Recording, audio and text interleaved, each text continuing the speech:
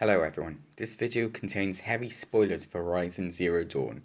If you haven't played the game or haven't finished the game, I highly recommend doing so before watching this video. Now, having said all that, please enjoy.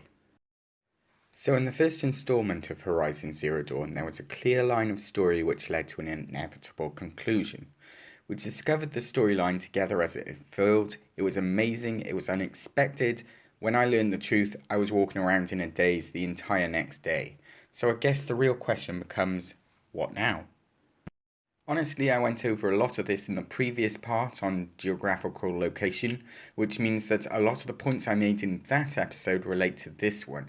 So not to go over old ground, I'm going to build a bit on that and introduce some new aspects as well.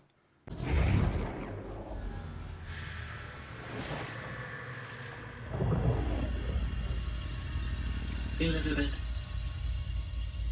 this message serves to inform you of an unforeseen and catastrophic anomaly. 3 microseconds ago, the Gaia Prime facility received a data transmission of unknown origin. Its immediate effect was to transform my subordinate functions into unregulated, self-aware entities of a highly chaotic nature. Thus awakened, the Hades function will now seize control of the terraforming system and reverse operations, rendering life on Earth extinct in 53.8 days. For obvious reasons, I cannot allow this to occur. And so before Hades can take control, I am ordering Gaia Prime's reactor to overload. The resulting explosion will destroy Hades. Unfortunately, it will destroy me as well. While this admittedly desperate course of action will avert the immediate crisis, the fate of life on Earth will remain in peril. With no central governing intelligence to regulate the terraforming system, it will continue operations for some time, but in an increasingly chaotic manner, and eventually it will break down. Does she mean the derangement? You are my solution. I have ordered this cradle facility to use genetic material in cryostorage to gestate a reinstantiation of Elizabeth Sobek, my creator. While high-level directives forbid me from communicating directly to the tribal inhabitants outside the facility, all available data indicates that they will nurture you to physical maturity, whereupon your gene print will allow you to re-enter this facility, obtain one of the focus devices stored below, and view this message. Likewise, your gene print will allow you to enter other facilities, and over time, harness their technologies to rebuild the system core and reboot Gaia. Oh, Elizabeth, this is most unfortunate and unanticipated. In response to my act of self-destruction, Hades has launched a virus to dissolve the code shackles that hold it, that hold all of them in place. They are escaping, but to where? The virus is corrupting data throughout the system. The Alpha Registry at the Cradle facility is one of the files corrupted. But if that is so, the door will never open for you. You will never view this message. Then I have failed. And life will end. No. No, Elizabeth, I know you too well. Somehow you will find a way. In you, all things are possible. Go to the ruins of Gaia Prime. Find the control room, and within it, the Master Override. This will give you the power to purge Hades so long as you find a way to wield it. Do not attempt repair of the system core until Hades is eradicated. Hades must be destroyed. That is all. I only wish that I could hear your voice again. So looking back at Gaia's dying plea, she mentions a data transmission of unknown origin. Now, we don't know where the signal came from, and we know nothing apart from Gaia classed it as red. Remember, the signal was not meant to destroy Gaia, it was only meant to turn the other subordinate functions into self-aware entities. Gaia destroyed herself to stop Hades, but at no point did the transmission try and destroy her. It was corrupting data throughout the system, and Hades helped a lot with that, but at no point did it try and destroy Gaia. That was by herself. I believe in an attempt to free the subordinate functions, whatever did this inadvertently caused Gaia to kill herself. This was not part of its plan, I don't believe. We know from Elizabeth Sobeck's holotransmission that these entities were not AI, nor were they designed to be. They are advanced, however, not true AI. Now, Hades had his very specific job: take control from Gaia, break down the Earth's back to primordial soup, then allow Gaia to take back control again. What you're gonna do, Gaia, is step aside while Hades takes over and does what you're just too darn nurturing and life-loving to do, which is burn that misbegotten mess of a biosphere to the ground so Gaia can start over. Okay, not burn, more like reverse terraforming operations and suffocating. But you get the idea. Hades takes the biosphere back to zero. Square one, blank slate. Protocol dictates that as soon as this has happened, life will need to be helped by re-terraforming the Earth. So right now, a lot of us are thinking these supercell storms are part of some major character or major group of characters manipulating the weather. However, this could just be the result of the subordinate functions trying to make Earth ready for life again, not realizing that Hades was stopped and the state of the Earth is now stable. So what do I really mean by that? About the only two subordinate functions that I can think of that can keep track of real-time events that are happening in the world are Hephaestus and Minerva. The broadcasting of both the spires and the tornadoes, which oversee large areas of the planet. Normally, this information would be then fed back to Gaia, who could direct the other entities to fulfill whatever goals she would need. However, without any central governing system, the subordinates would start to break down and the whole terraforming system would start to break down. We know this from Gaia's dying plea, of course. I don't think it's too much of a stretch to assume that the subordinate functions can't communicate with each other without first running it through Gaia. So without Gaia, I don't think that they can communicate with each other. Therefore, the wild weather and the red ferns that we see popping up all over the place could just be a result of a system that thinks Hades did its job, and now it's their turn to reconstitute the Earth. Vines or ferns that we see affect both land and sea-dwelling creatures. Therefore, it's safe to assume that this is the plant that was developed to reconstitute the Earth after it fell apart. The fact that this fern works on both land, in fresh water, and in salt water doesn't look like chance to me. That does say design, like this was developed specifically to reconstitute the Earth in the very early days. So after bacteria was introduced, then it would be plant life, then it would be animals, and then later humans. So I believe this plant was key in reconstituting the Earth after the first time it was destroyed. I think at this point it's a good time to point out that these subordinate functions aren't really free. They're still following their programming. Because, as I said before, they're not AI. Hades frees itself and the others, but Hephaestus is still making robots. Hades is still trying to destroy the planet. These are all the functions that they were given. They're not free from them. They're trying to follow them through to the best of their ability. Even though they're not true AI, they do show some sort of intelligence, but not full intelligence to escape the grasps of their own system. Whatever entity sent the transmission to free them clearly didn't understand enough about what they were in the first place in order to prevent them from following through with their initial key programming. It also didn't prepare them for the outside world, which kind of suggests to me the involvement of Vast Silver. When we go to Maker's End, Elizabeth says she knows what the real cause of the glitch is and threatens Ted with it.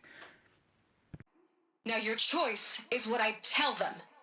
Sign, and I'll tell them the wealthiest corporation on Earth has guaranteed the funds necessary to build Zero Dawn, exactly as I've designed it. Or don't sign, and I will make sure they and everyone else on this planet knows the real cause of the glitch. Jesus, Liz. You don't have to threaten me. I'll sign. Could this have been Vast Silver? Vast Silver was referred to as emotionally flawed. It got scared and ran away, much like a child would. If it was recaptured and forced to make Pharaoh peacekeepers only to watch them destroy each other for humans' greed, I'm no psychologist, but that has to have long-lasting effects on its relationship with humans. Humans sent essentially what could be considered its own children to fight and kill each other for land and resources to then give back to humans. Eventually, it would want to release the robots from the humans who control them, thus giving them power to themselves. But like a child, not fully comprehending the consequences of its actions. Looking at Hephaestus, we know that Hephaestus already took control of another AI when it attacked Cyan. It's safe to assume that it could potentially infest another system, taking control of it in this way as well. I think I know where Hephaestus came from. Long ago, Elizabeth Sobek identified a threat that would destroy life on Earth for generations. So she assembled a team to build a kind of seed. A chance for life to regrow later. A terraforming system. And it worked. It was controlled by an AI named Gaia, along with her subordinate functions. Hephaestus was one of them. It built machines for her. But that's not all. Something unexpected happened. 19 years ago, Gaia received some kind of signal. It did something to her subordinate functions, brought them to life. She destroyed herself to try to contain them, but it didn't work. They all got free, out into the world. Thank you, Aloy. This information fills vital gaps in my knowledge and sheds light on Hephaestus's core programming. What did you figure out about Hephaestus, based on what I said? The Banuk and other human tribes often destroy machines, correct? Machines that are clearly servitors of the terraforming system that you described. Yes, we all hunt machines for parts. This must be the source of Hephaestus's aggression. It is simply trying to discourage people from preying on the very system that keeps them alive. Well, fire claws are discouraging, that's for sure. But what are we supposed to do? Stop hunting? If the terraforming system spans the world, we can safely assume that thousands, if not millions of people hunt machines. If a single hunter, or even an entire tribe, stopped doing so, I doubt it would make a difference to Hephaestus. A better solution would be to reinstate the AI that governs the system, thus bringing Hephaestus back under its control. When I think of it, out there, in some unknown location, free, hungry, willing to kill or dominate to get what it wants, I feel substantial anxiety, Aloy. You and me both, Cyan. I doubt at this point Hades will be given much leeway by silence, so I don't think he's part of this new problem just yet. Therefore, the only subordinate that I can think of that isn't Vast Silver that could potentially take control of another system would be Hephaestus. But does it have to take control? Could it use its own data to send to a partner system and convince it to change the weather and the plant life? All it would need to do would be to send false data through a Tornek to a subordinate function to convince it that it needs to create a particular storm or plant life in that area, thus eliminating the human presence or human threat to its own systems. Alright, so when we first met Rost, he was not exactly in his prime. Having served time as a Death Seeker, he tracked down all the murderers and killed them. We know the last one nearly got the best of him, and he was able to drag himself back to Nora Land. Which kind of explains how he wasn't able to kill Helis. Having suffered many wounds and aged, even with his vast skill, it would have taken a lot to kill a man in his prime. Rost never committed any crime. He was an outcast by choice. What? What do you mean? Many years ago, before the derangement, before the Red Raids, a band of murderous outlanders, 12 in number, struck without warning. At Mother's Vigil, they took hostages, and then pressed on, headed for Devil's Thirst. Mother's Vigil? Where's that? You would know it as the Forsaken Village, near the Karja border. But at the time, many families lived there. Ross was one of them. His mate was killed fighting the Outlanders, and his daughter was among those taken hostage. His daughter? What was her name? Alana.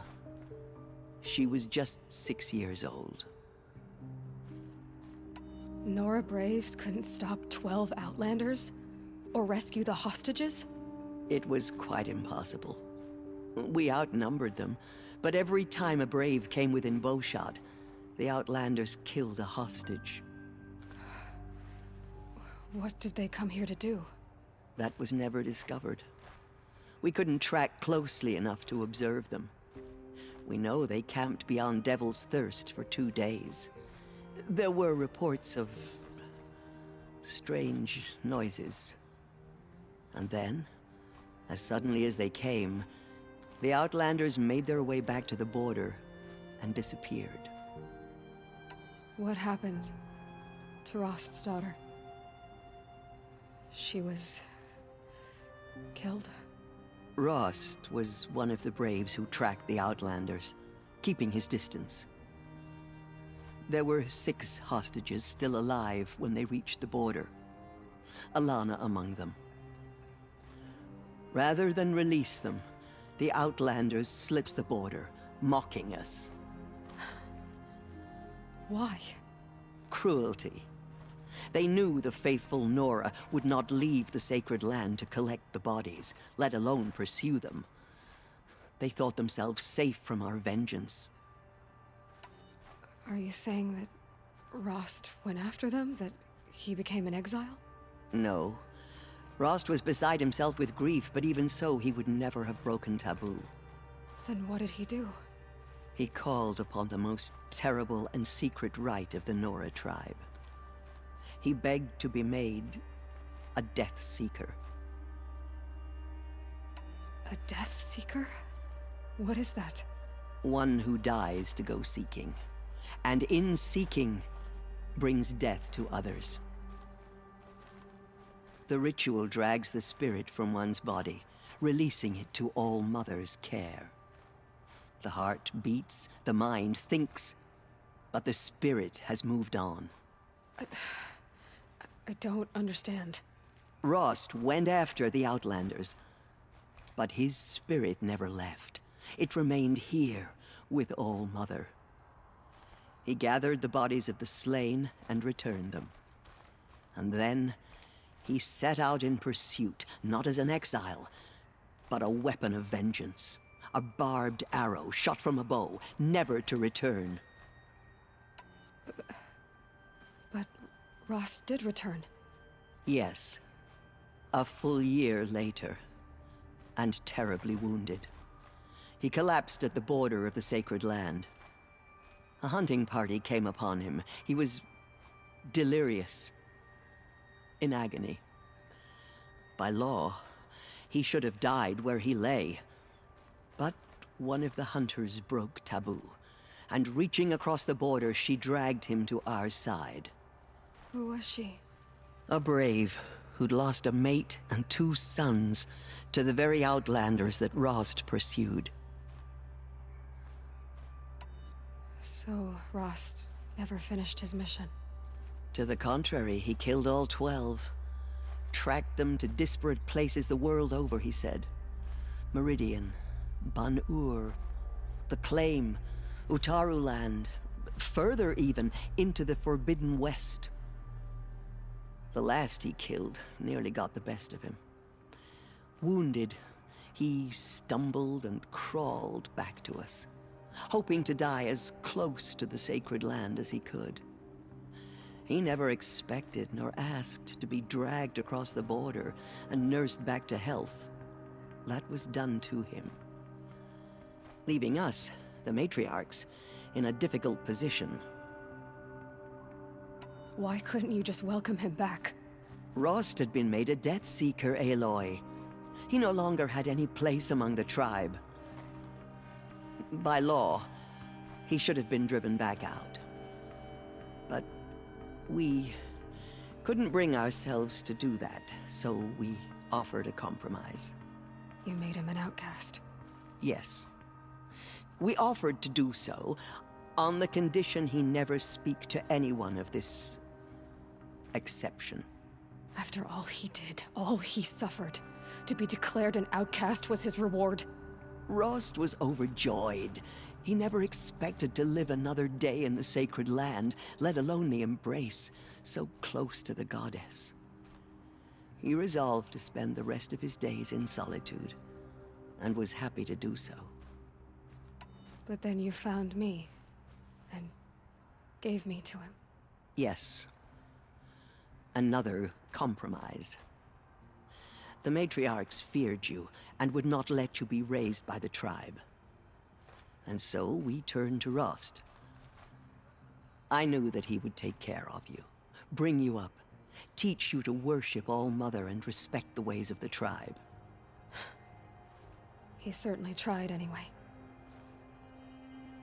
You took a man who'd lost his daughter and made him raise an infant girl? Doesn't that strike you as callous? I'm inclined to think the course of events has shown the wisdom of our choice. And I'm quite certain that from the moment he laid eyes on you, he saw you as a gift, and never a burden. All right, Tirsa, that's quite a story. So here we're getting into a bit of geography that I missed in the last part. Tirsa says Utaro lands, further even into the Forbidden West, which suggests that Utaro land comes first, and then we pass through it into the Forbidden West. It also says a lot about the killers.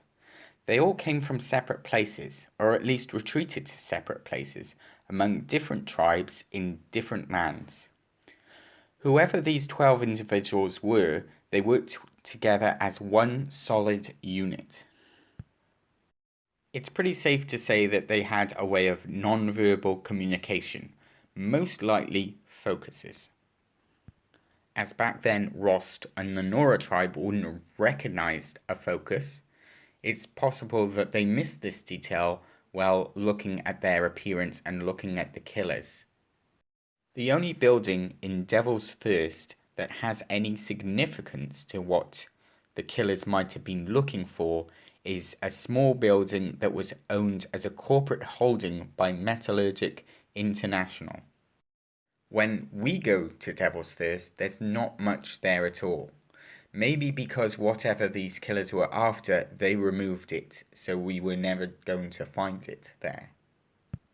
They stayed there for 2 days and strange noises could be heard. This could have been technology, this could have been digging, it really could have been anything. Details on this are very, very thin. It's hard to believe Metallurgic International used to be headquartered in this dreary old ziggurat. Wyatt's office was on the 2nd floor from the top.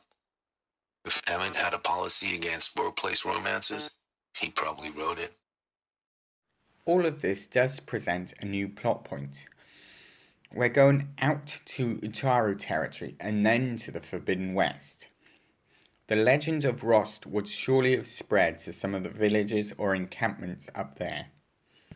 Personally, I'd like to see more of Rost's backstory. Maybe with her focus and technical training, Aloy can discover more about the motives behind the killers.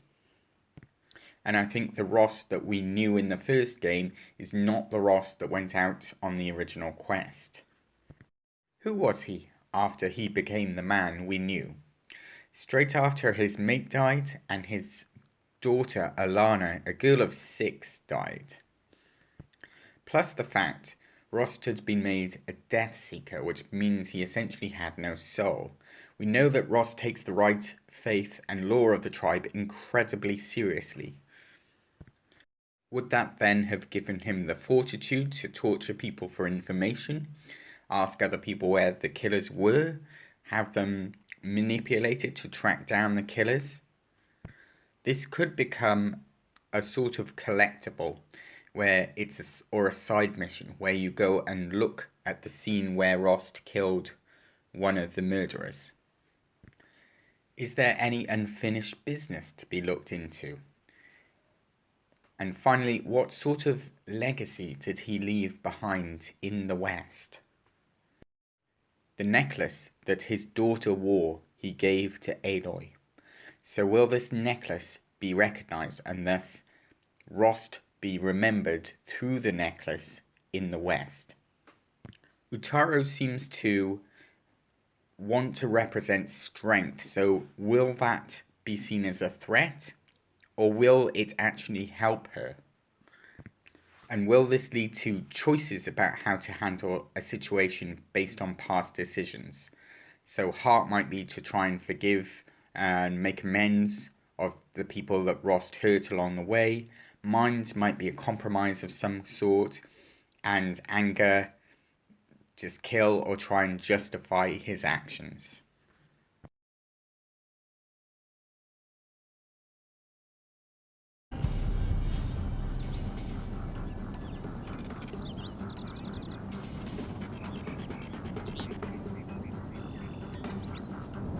None of this was meant to be Helis. You made it happen.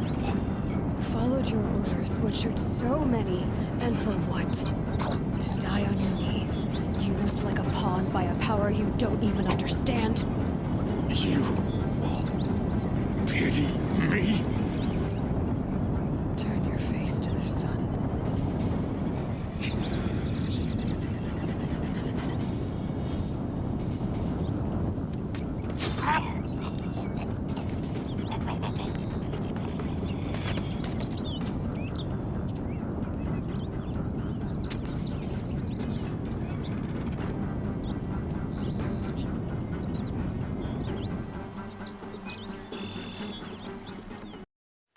So on the previous game there was a very limited decision-making process.